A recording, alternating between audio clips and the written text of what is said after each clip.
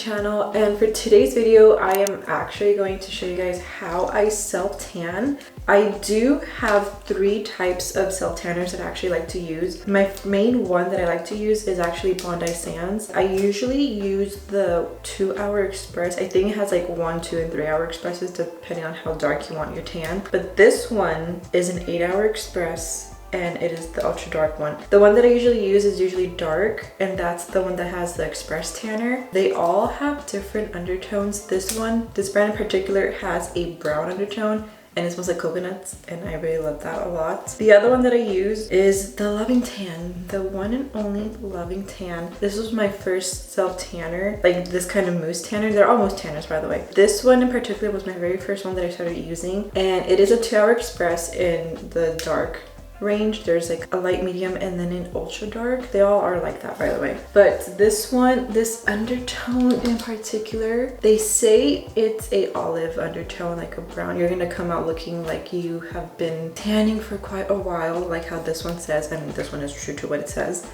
This one has an orange undertone for my skin tone, and I don't want an orange undertone for my skin tone. I don't even know if you could tell, but around the rim of this, it does show green. Like, it is supposed to be green, but I guess just my skin, like the olive is like a green undertone basically. For me, at least, I could say it's like you barely got the tan that day and you're a little bit burnt from being in the sun. A sunburn mixed with a suntan, if you get what I mean. So yeah, that's how this looks like on me. The next one, I think they're all sold in Ulta. I'm not entirely sure about this one. This could be just sold in Sephora.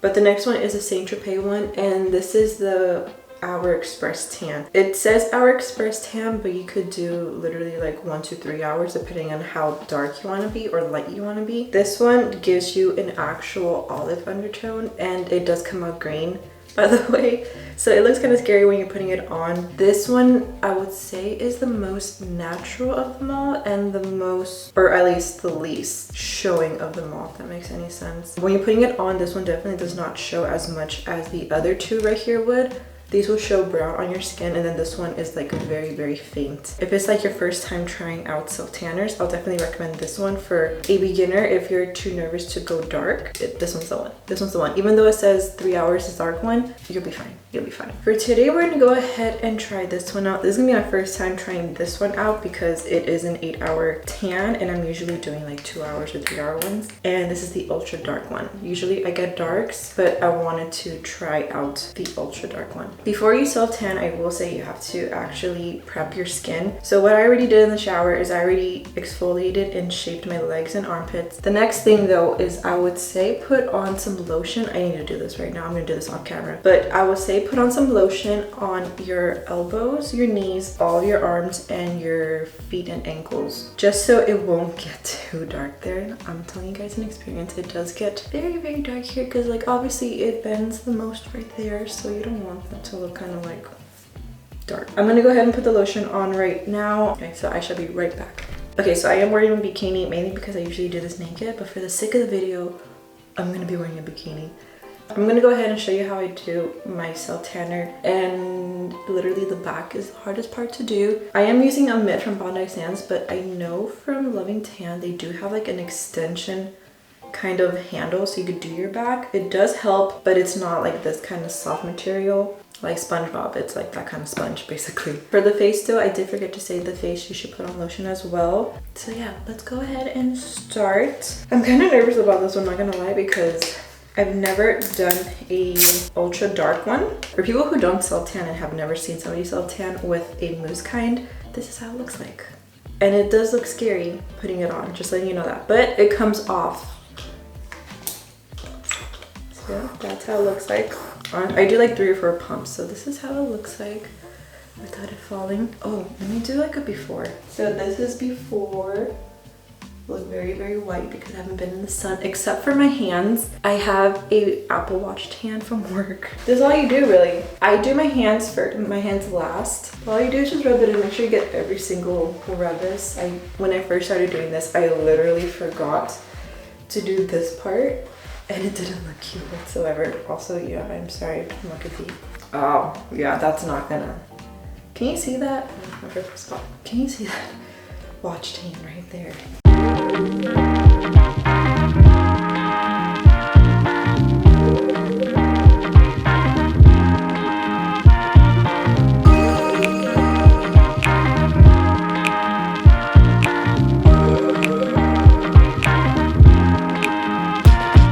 I think I'm done for the most part. I definitely have to fix some areas.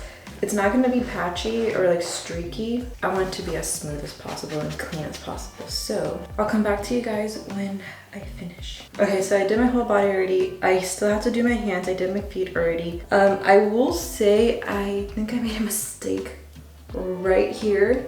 When you saw me try to fix it, it definitely lifted up. Yeah, sadly that is going to be shown on my hand, especially I thought my watch tail was gonna hide, but you can still see it right there. Let me go ahead and show you how I do my hands and my face, and that's gonna basically be it, and we're gonna see how it's gonna look like. Leave foam on for at least 6 hours. Okay, so I guess you can leave this on for 6 hours. It says 8 hours here. Okay, so for my hands, I'm not going to reapply any foam just because I don't want them to look super dark. So with whatever residue I have, I'm just going to go ahead and just put it on my hands, every crevice, and then just blend this. I don't do my palm. That is like the one thing that shows people that I self-tan is my palm, because it ends up looking pink. Like I do this. I just don't want any white marks because it does leave lines if you do this. People do that because they don't want it to be darker, but I don't like having white lines on my knuckles. So we're just going to bend it. The difference is so crazy. Okay, let's go ahead and do the other. Actually, I'm gonna let it be for a bit. I really want that to be covered. So what I think I'm gonna do to try and fix, I'm not entirely sure if it's gonna work or not, but on here it says you could do a second layer in 30 minutes after you applied it. So I'm gonna do that with a stiffling brush and see how that turns out. Let's go ahead and do my face. Most people actually like to use a stiffling brush when they do their face. I prefer just using the mid. I'm just gonna use the mid. It doesn't bother me. If you want to use a stiffling brush or a smaller brush to do it, you can go ahead and do it. I'm gonna use this. I'm also gonna do my ears as well because I want them to be pink. Same logic. I'm not going to reapply anything else. I'm just going to go ahead and use the residue on this mitt.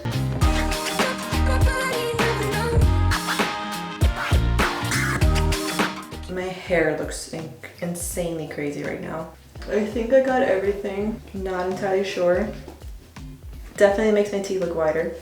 That's a bonus. You do have to wear lounger because it is sticky. It has a tacky layer on it. It doesn't dry off completely, sadly. That's basically it. I'll see you guys in 8 hours when this is fully developed. I am an hour and a half in.